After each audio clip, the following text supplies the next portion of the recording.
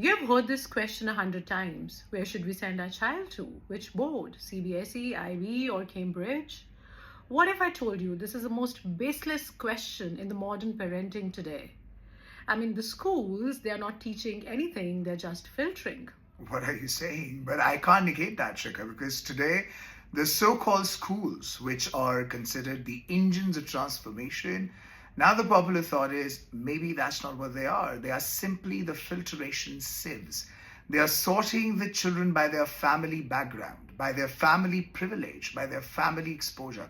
No wonder the parents who take their children to the foreign trips, they have their children in one school, and the others who take their children to the nearby hill station for the trips, they have their children in the other school. And the in-betweeners, the ones who can go, let's say, to the foreign and the nearby hill station occasionally, they are the confused ones. They are the ones who are taking in all the peer pressure, who are ready to relocate. They're the ones who are always seeking references or sifarish, as it is called in India. And sadly, they are the ones who are ready to have their children as nobodies in the schools where they're not even listened to, because schools today are solidifying the social hierarchy.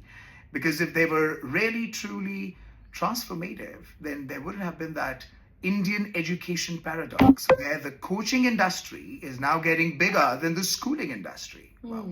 So it means that basically the preparation of the child is not happening in the school for future. So what are we paying for? That's what the problem is. A lot of people now confidently say that homeworks teach children more than the classworks.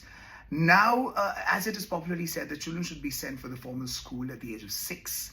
That's not because the children become suddenly smarter that they will be more ready to go to a school at the age of 6. Actually, all the main work, all the actual effort, like the toilet training or speech developing, or even teaching the basic literacy and numeracy, that has already been done in the preschools or at home. So when the child goes to the school now, the school can actually manage the child better at the age of 6. There could be more group effort, more easier in that way. So basically what the schools are doing is simply prescribing the syllabus, assigning the homework, and that's what something they do at home. Right.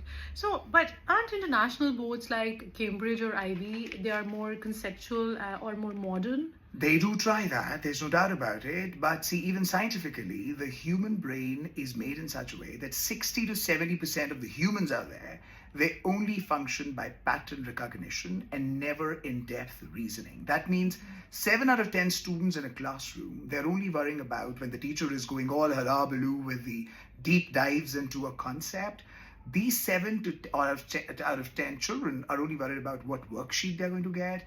They're worried about what fill in the blank sheet they're going to get, because the teachers are going to give them, let's say, a sample sheet first, then sample papers, mock test papers, revision sheets, then the keywords, because eventually the training is all about pattern decoding. They teach them worksheets in a way the exams look the same as the worksheets. Now the students who would actually decode the pattern the best will become the toppers. The ones who will struggle in decoding the pattern would remain the strugglers. So eventually, the real knowledge is simply not being tested even in the IB or the Cambridge boards. So basically, the rote learning that we know is memorize pattern recognition. That's what it is. The rote learning, which initially people used to think is all about memorizing the sentences like parrots. Today, it is about memorizing the patterns of the question papers. So the worksheets are kind of made similar to the question papers, and the schools, whichever board they're affiliated to, they are simply making the children master the question format of their respective board. So even if in the CBSE, let's say they have assertion, reason, or MCQs, that's a very small percentage of the whole question paper, because only 3 students out of 10 are going to catch up those thinking order, higher order thinking questions. The rest of them, the 7 of them, will remain strugglers, and they will eventually struggle for the jobs. They will remain unemployed. They will be labeled as not good enough in the pattern recognitions. Their understanding, their knowledge, their experiences would simply not matter. Right.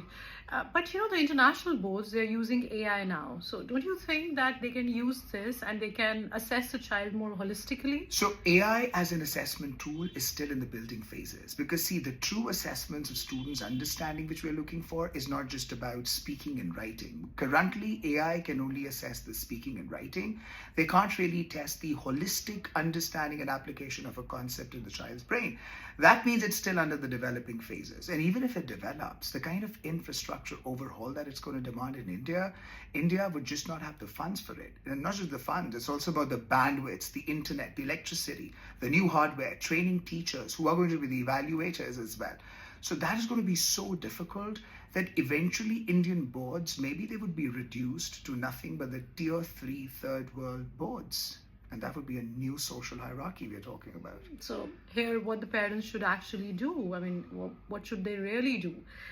So boards are, the boards don't matter, and the schools are not teaching the real stuff. So what is the solution to it? The biggest solution which we can see today is that let's not burden our pockets. Let's go for the schools which are really affordable, because what parents need is disposable funds for the real skills training which happens after school, which happens in the evening. Because really the athletes, they do not come from the school. Athletes, and they're the representatives of all the talented children out there, they come from the parental involvement. And for that, we do not need the flashy campuses. For more education and parenting insights, all the best. All of us, all the best.